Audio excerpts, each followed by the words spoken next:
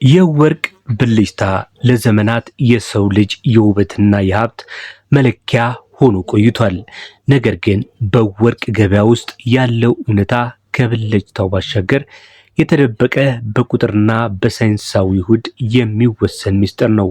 ዛሬ ይህንን ሚስጥር እንፈተዋለን።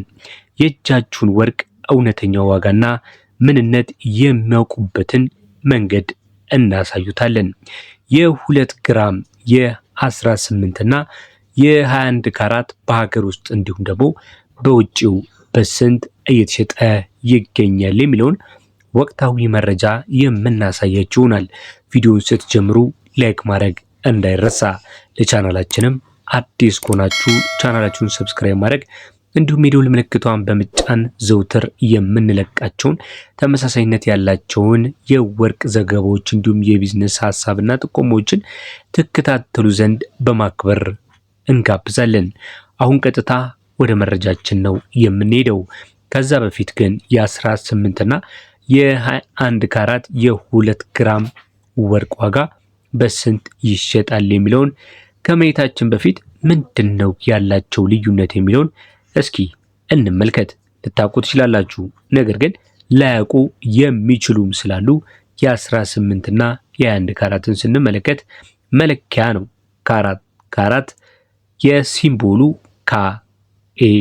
KARAT ወይም ደግሞ ባጭሩ K። ይሄ የካራት ሲምቦል ሲሆን ምን ያህል ወርቅ ንጹህ ወርቅ መሆኑን ወይም ደግሞ ፒውር ጎልድ እንደያዘ የሚያሳይ መለኪያ ነው። ለምሳሌ በዚህ መረጃ ላይ የምንመለከታቸው 2 ካራቶች አሉ፣ 21 ካራት እና 18 ካራት። 21 ካራት 21 K የሚባለው ማለት ነው። ከ24 ክፍሎች ውስጥ 21 ክፍሎቹ ንጹህ ወርቅ ሲሆኑ ቀሪዎቹ 3 ክፍሎች ወይም ደግሞ 12.5ቱ ሌሎች ብረቶች ማለትም እንደ መዳብ፣ ብር የመሳሰሉት የብረት አይነቶች ይዟል ማለት ነው። ይህ ወርቅ ይበልጥ ቢጫና አንጸባራቂ ነው። በኢትዮጵያ ባህል ለሰርግ እንዲሁም ደግሞ ለስጦታ በጣም ተወዳጅ ነው ማለት ነው። የውጭዎቹንም ቢሆን ለምሳሌ የሳውዲን የባህሬንም በምንመለከትበት ሰዓት ላይ 21 ካራት እጅግ በጣም ተመራጮች ናቸው። እዚህ በምስሉ ላይ የምትመለከቱት የዱባይ ወርቆች ናቸው። በጣም ተወዳጅና ዘመናዊ የሆኑ የወርቅ አይነቶች ናቸው።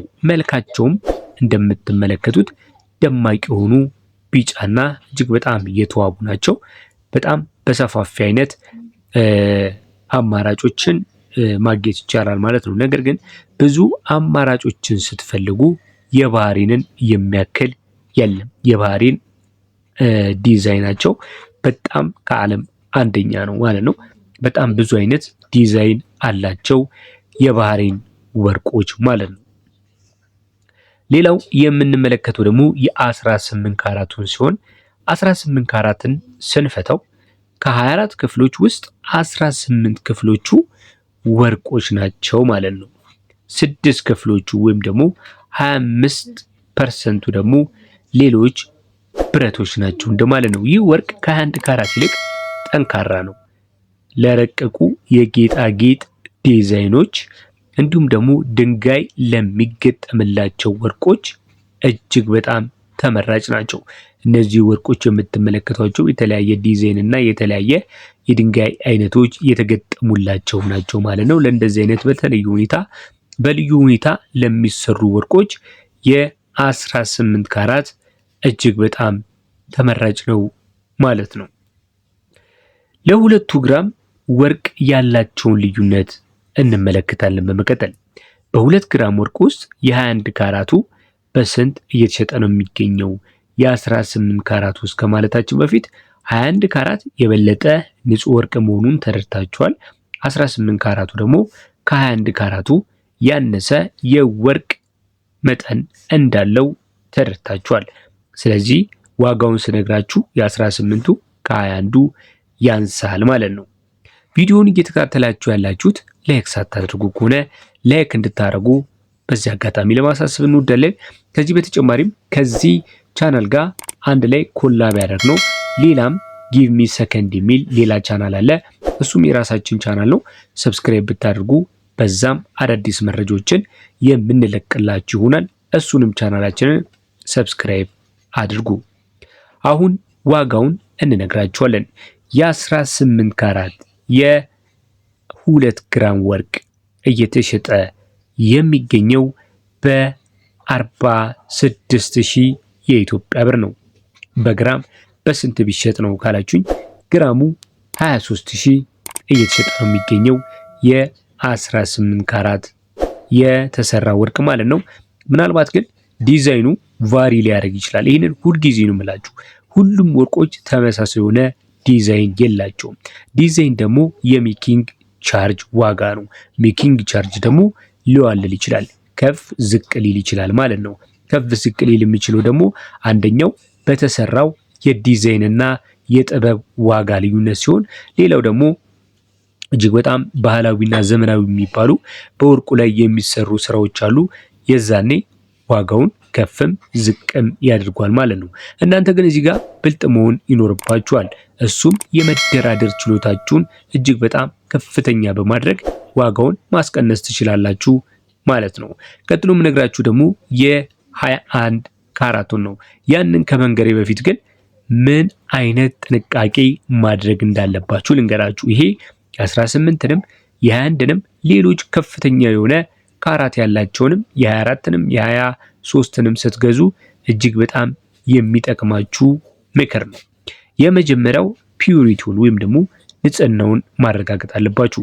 24 ካራት ንጹህ ወርቅ ከተባለ 99.9 ንጹህ ወርቅ ነው።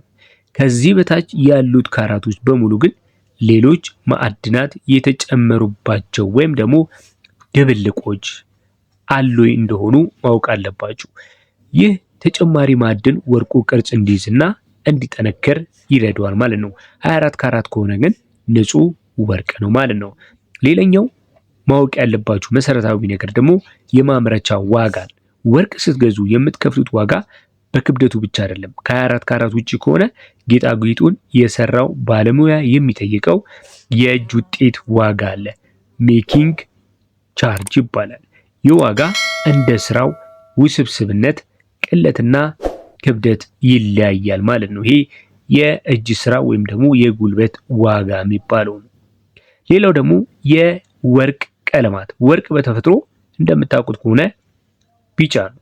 ነገር ግን ነጭ ማድረግ ይቻላል፣ ወይም ደግሞ ሮዝ ወርቅ ሮዝ ጎልድ ማድረግ ይቻላል ማለት ነው። ከሌሎች ብረቶች ጋር በመዋሃድ ቀለሙን እንዲቀይሩ ማድረግ ይችላሉ። የዛኔ ይህንን መረዳት ይኖርባችኋል ማለት ነው።